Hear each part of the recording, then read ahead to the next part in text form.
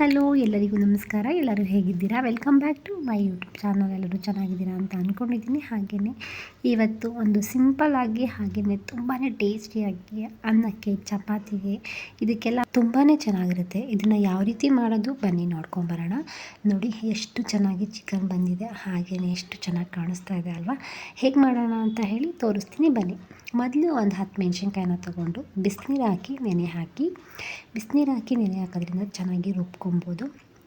ಅದಕ್ಕೋಸ್ಕರ ಬಿಸಿನೀರು ಹಾಕಿ ನೆನೆ ಹಾಕಿ ನೆಕ್ಸ್ಟ್ ನೋಡಿ ಈ ಥರ ಮಿಕ್ಸಿ ಜಾರ್ಗೆ ತೊಗೊಂಡು ಅದನ್ನು ರುಬ್ಕೊಂಬರೋಣ. ಈ ನೀರನ್ನು ವೇಸ್ಟ್ ಮಾಡೋಕ್ಕೆ ಹೋಗ್ಬೇಡಿ, ಇದೇ ನೀರಿಂದ ರುಬ್ಕೊಳ್ಳೋದ್ರಿಂದ ಚೆನ್ನಾಗಿರುತ್ತೆ. ನೋಡಿ ರುಬ್ಕೊಂಡ್ಮೇಲೆ ಈ ಥರ ಕಲರಾಗಿ ಸೂಪರಾಗಿ ಬಂತು.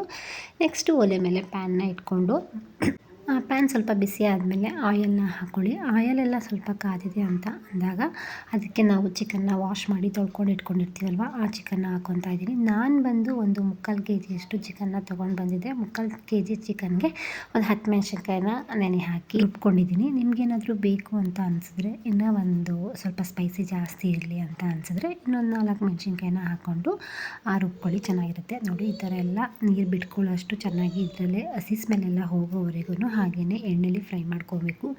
ಇದಕ್ಕೆ ನಾನು ಫಸ್ಟೇ ಯಾವುದೇ ರೀತಿ ಒಗ್ಗರಣೆನ ಕೊಟ್ಕೊಂಡಿಲ್ಲ, ಹಾಗೆಯೇ ಎಣ್ಣೆಲಿ ಫ್ರೈ ಮಾಡ್ತಾಯಿದ್ದೀನಿ. ನೋಡಿ ಈ ಥರ ಲಿಡ್ನ ಕ್ಲೋಸ್ ಮಾಡಿ ಸ್ವಲ್ಪ ಹೊತ್ತು ನೀರೆಲ್ಲ ಬಿಟ್ಕೊಬೇಕದು, ನೀರೆಲ್ಲ ಸುಂಡೋಗೋ ಥರ ಇದು ಮಾಡ್ಕೊಳ್ಳಿ. ಅದೆಲ್ಲ ಸುಂಡು ಹೋಗಿದೆ ಅಂತ ಅನ್ನೋವರೆಗೂ ಸ್ವಲ್ಪ ಹಾಗೆಯೇ ಲಿಡ್ನ ಕ್ಲೋಸ್ ಮಾಡಿಕೊಂಡು ಕುದಿಸ್ಕೊಳ್ಳಿ ಚೆನ್ನಾಗಿ. ನೀರೆಲ್ಲ ಸುಂಡೋಗಬೇಕು. ನೀರೆಲ್ಲ ಸುಂಡೋಗ್ತಾ ಇದೆ ಅಂತ ಅಂದಾಗ ಇದಕ್ಕೆ 1-2 ಸ್ಪೂನಷ್ಟು ಶುಂಠಿ ಬೆಳ್ಳುಳ್ಳಿ ಪೇಸ್ಟನ್ನ ಹಾಕ್ಕೊಳ್ಳಿ. ನಾನು ಶುಂಠಿ ಬೆಳ್ಳುಳ್ಳಿ ಪೇಸ್ಟು ವಿಡಿಯೋ ಮಿಸ್ ಆಯಿತು, ಅದಕ್ಕೋಸ್ಕರ ಅದನ್ನು ಇಲ್ಲಿ ಹಾಕೋಕ್ಕಾಗಿಲ್ಲ. 2 ಸ್ಪೂನು ಶುಂಠಿ ಬೆಳ್ಳುಳ್ಳಿ ಪೇಸ್ಟನ್ನ ಹಾಕ್ಕೊಂಡಾದಮೇಲೆ ಅದು ಸ್ವಲ್ಪ ಕುದಿ ಬರ್ತಾ ಇದೆ ಅಂದಾಗ ಹಸಿ ಸ್ಮೆಲ್ಲೆಲ್ಲ ಹೋಗಿರುತ್ತೆ ಅಲ್ವಾ, ಆವಾಗ 2 ಆನಿಯನ್ನ ಕಟ್ ಮಾಡಿಕೊಂಡು ಈ ಥರ ಸಣ್ಣದಾಗಿ ಪೀಸ್ನ ಮಾಡಿಕೊಂಡು ಆನಿಯನ್ನ ಹಾಕ್ಕೊಳ್ಳಿ. ಆನಿಯನ್ ಎಲ್ಲ ಹಾಕಾದ್ಮೇಲೆ ಒಂದು ಸಲ ಕೈ ಆಡಿಬಿಟ್ಟು ಅದು ಸ್ವಲ್ಪ ಒಂದು ಕುದಿ ಬಂದಮೇಲೆ ಅದಕ್ಕೆ ನಾನು ಕರಿಬೇವು ಹಾಕ್ಕೊತಾ ಇದ್ದೀನಿ. ಕರಿಬೇವು ಇಲ್ಲ ಪುದೀನ ನಿಮಗೆ ಯಾವುದು ಇದಾಗುತ್ತೆ ಅದನ್ನು ಹಾಕ್ಕೊಳ್ಳಿ. ನಾನು ಇವತ್ತು ಕರಿಬೇವನ್ನ ಹಾಕ್ಕೊತಾ ಇದ್ದೀನಿ.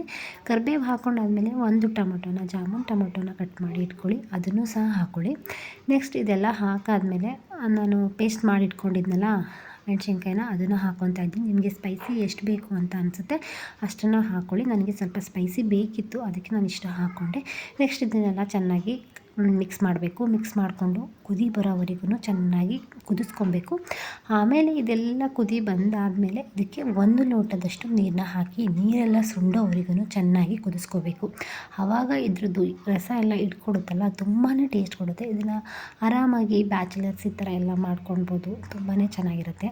ನೋಡಿ ಈ ಥರ ಎಲ್ಲ ಚೆನ್ನಾಗಿ ಕೈ ಆಡಿಸ್ಕೊಬೇಕು. ಚೆನ್ನಾಗಿ ಕೈ ಆಡಿಸ್ಕೊಂಡಷ್ಟು ತುಂಬಾ ಚೆನ್ನಾಗಿರುತ್ತೆ. ಇವಾಗ ಸ್ವಲ್ಪ ಎಲ್ಲ ಮಸಾಲೆನೂ ಹಾಕಿದೆಯಲ್ವಾ, ಇವಾಗ ಲಿಡ್ನ ಕ್ಲೋಸ್ ಮಾಡೋಣ. ನೋಡಿ ಈ ಥರ ಕ್ಲೋಸ್ ಮಾಡಿಕೊಂಡ್ರೆ ಅದೆಲ್ಲ ರಸ ಬಿಟ್ಟು ಚೆನ್ನಾಗಿ ಬೇಯುತ್ತೆ. ಬೆಂದಾಗ ಟೇಸ್ಟ್ ಅಂತೂ ಚೆನ್ನಾಗಿರುತ್ತೆ. ನಮ್ಮ ಮನೇಲಿ ಇದು ಫಸ್ಟ್ ಟೈಮ್ ಟ್ರೈ ಮಾಡಿದೆ, ತುಂಬಾ ಚೆನ್ನಾಗಿ ಬಂತು. ಕಲರು ಅಷ್ಟೇ ನೋಡಿ ಎಷ್ಟು ಚೆನ್ನಾಗಿದೆ ಅಂತ ನೋಡಿ ಎಷ್ಟು ಚೆನ್ನಾಗಿ ಬೇಯ್ತಾ ಇದೆ.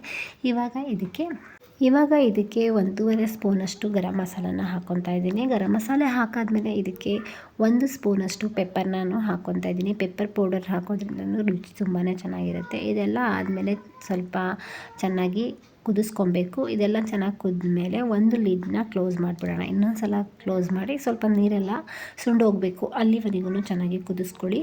ಅದಾದಮೇಲೆ ಗೋಡಂಬಿನ ಹಾಕ್ಕೊಳ್ಳಿ. ಗೋಡಂಬಿ ಹಾಕೋದ್ರಿಂದ ಟೇಸ್ಟ್ ಅಂತೂ ತುಂಬಾ ಚೆನ್ನಾಗಿರುತ್ತೆ. ಈ ರೀತಿಯೂ ಟ್ರೈ ಮಾಡಿ ನೋಡಿ, ಖಂಡಿತವಾಗ್ಲೂ ತಿನ್ನಲ್ಲ ಅಂತ ಹೇಳೋರು ಚಿಕನ್ನ ತುಂಬಾ ಇಷ್ಟಪಟ್ಟು ತಿಂತಾರೆ. ಲಾಸ್ಟಲ್ಲಿ ಇದೆಲ್ಲ ಆದಮೇಲೆ ಸ್ವಲ್ಪ ಕೊತ್ತಂಬರಿ ಸೊಪ್ಪನ್ನ ಸಣ್ಣದಾಗಿ ಕಟ್ ಮಾಡಿ ಮೇಲೆ ಹಾಕ್ಕೊಂಡ್ರೆ ಇದನ್ನೆಲ್ಲ ಕ್ಲೋಸ್ ಮಾಡಾಯಿತು. ಎಷ್ಟು ಚೆನ್ನಾಗಿ ಬಂದಿದೆ ನೋಡಿ, ತುಂಬಾ ಸಖತ್ತಾಗಿ ಬಂದಿದೆ. ಈ ರಸಮ್ ಎಲ್ಲ ಮಾಡ್ಕೊಂಡಾಗ ಸೈಡ್ ಡಿಶ್ ಆಗಿ ತುಂಬಾ ಚೆನ್ನಾಗಿರುತ್ತೆ. ನಮ್ಮ ಮನೇಲಂತೂ ತುಂಬಾ ಇಷ್ಟಪಟ್ಟು ತಿಂದರು. ನೀವು ಒಂದು ಸಲ ಟ್ರೈ ಮಾಡಿ ನೋಡಿ, ಖಂಡಿತವಾಗ್ಲೂ ನಿಮ್ಮೆಲ್ಲರಿಗೂ ಇಷ್ಟ ಆಗುತ್ತೆ. ಎಷ್ಟು ಚೆನ್ನಾಗಿ ಬಂದಿದೆ ನೋಡಿ, ಯಾವ ಕುಕ್ಕರಲ್ಲೂ ಹಾಕಿ ಕೂಗಿಸೋ ಹಾಗಿಲ್ಲ. ಈ ಥರ ಆರಾಮಾಗಿ ಯಾವುದೇ ಖಾರ ಏನು ರುಬ್ಕೊಳ್ದೆ ಈ ಥರ ಮಾಡಿಕೊಂಡ್ರೆ ಬ್ಯಾಚುಲರ್ಸ್ಗೆ ಯೂಸ್ ಆಗುತ್ತೆ. ಹಾಗೆಯೇ ನಾವು ಮನೇಲಿ ಈ ಚಪಾತಿ ಮಾಡ್ಕೊಂಡಾಗ ಹಾಗೆಯೇ ಅನ್ನ ಮಾಡ್ಕೊಂಡಾಗ ಸೈಡ್ ಡಿಶ್ ಆಗಿ ತುಂಬಾ ಚೆನ್ನಾಗಿರುತ್ತೆ. ಇದನ್ನು ಟ್ರೈ ಮಾಡಿ ಹೇಗೆ ಬಂತು ಅಂತ ಹೇಳಿ ಕಮೆಂಟ್ಸ್ ಮಾಡಿ ತಿಳಿಸ್ಕೊಡಿ. ಇವತ್ತಿನ ವಿಡಿಯೋ ನಿಮಗೆಲ್ಲರಿಗೂ ಇಷ್ಟ ಆಗಿದೆ ಅಂತ ಅಂದ್ಕೊಂಡು ಈ ವಿಡಿಯೋನ ಇಲ್ಲಿಗೆ ಎಂಡ್ ಮಾಡ್ತಾಯಿದ್ದೀನಿ. ಮತ್ತೆ ಇನ್ನೊಂದು ರೆಸಿಪಿ ಜೊತೆ ಮತ್ತೆ ಸಿಗೋಣ. ಬಾಯ್, ಟೇಕ್ ಕೇರ್, ಗುಡ್ ನೈಟ್.